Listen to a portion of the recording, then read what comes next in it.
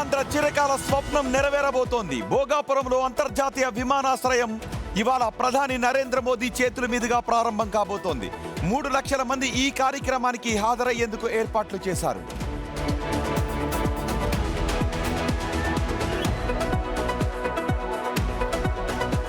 AP విద్యాశాఖలో మరో కీలక మైలురాయి. ఇవాళ ప్రఖ్యాత ఆస్ట్రేలియా విశ్వవిద్యాలయంతో ఏపీ విద్యాశాఖ అత్యంత ముఖ్యమైన ఒప్పందాలు కుదుర్చుకోబోతుంది. మంత్రి లోకేష్ సమక్షంలో ఈ ఒప్పందాలు జరగబోతున్నాయి.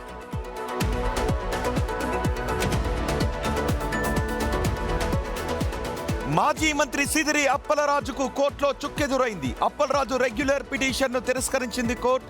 పోలీసుల కస్టడీ పిటిషన్పై విచారణ సోమవారానికి వాయిదా వేసింది.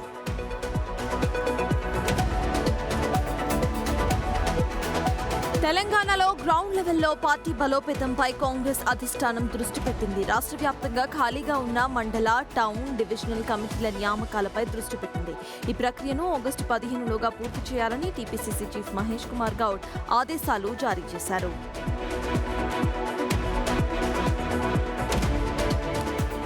తెలంగాణను పెట్టుబడులకు అనుకూల రాష్ట్రంగా తీర్చిదిద్దడానికి రేవంత్ సర్కార్ మరో కీ స్టెప్ వేసింది. సిఐఐ నార్థన్ రీజనల్ కౌన్సిల్ ప్రతినిధులతో సమావేశమయ్యారు సీఎం.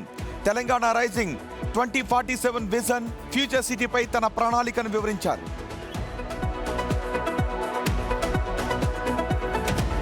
రెండు తెలుగు రాష్ట్రాల్లో విస్తారంగా వర్షాలు కురుస్తున్నాయి. ప్రధాన నగరాల్లో భారీ వర్షాలు, రోడ్లు జలమయమైపోయాయి.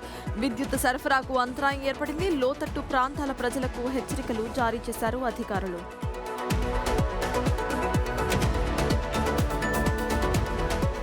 భారీ వర్షాల నేపథ్యంలో తెలంగాణ ప్రభుత్వం కలెక్టర్లకు కీలక ఆదేశాలు జారీ చేసింది.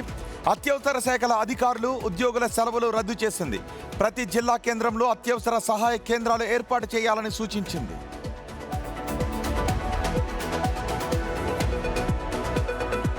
ఢిల్లీ జంతర్ మంతర్ ఆందోళనలో తన తల్లిపై కూడా కొందరు యువకులు చేసిన అనుచిత వ్యాఖ్యలపై ప్రధాని మోదీ తీవ్ర ఆవేదన వ్యక్తం చేశారు. యువకులను తాను మనస్ఫూర్తిగా క్షమిస్తున్నట్లు ప్రకటించారు. యువతను కోర్టులు కేసులతో వేధించడం పరిష్కారం కాదని అభిప్రాయపడ్డారు ప్రైమ్ మినిస్టర్.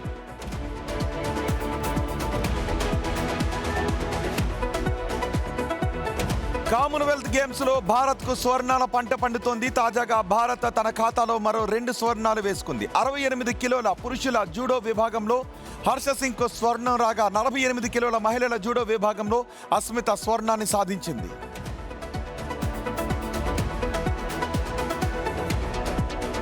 ఇరాన్ విదేశాంగ మంత్రి అబ్బాస్ అరాక్చీతో భారత విదేశీ వ్యవహారాల మంత్రి ఎస్ జయశంకర్ ఫోన్లో మాట్లాడారు. వాణిజ్య నౌకలపై దాడులను ఆపాలని విజ్ఞప్తి చేశారు.